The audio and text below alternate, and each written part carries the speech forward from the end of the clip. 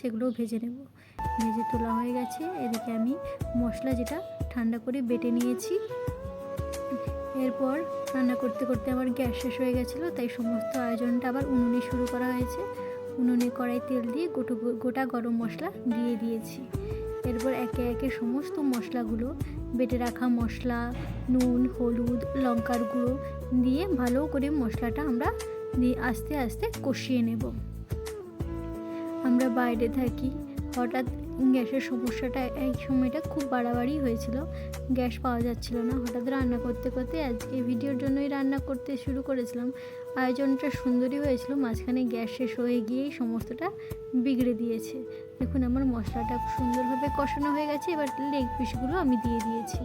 আমরা যেহেতু ভাত আর রুটি দুটোর সাথে খাবো, তাই একটু আলু দিয়ে দিয়েছি। প্রথম থেকে আলু দেওয়ার কোনো পরিকল্পনা ছিল না, আপনারা চাইলে আলু দিতে পারেন, নাও না চাইলে নাও। এবার আধা ঘন্টা আমি ধনেপাতা দিয়ে ঢেকে রেখে দিয়েছিলাম। নামানোর পরে দেখুন কালারটা কতটা সুন্দর হয়েছে। উনুনে রান্নার স্বাদই একটা আলাদা।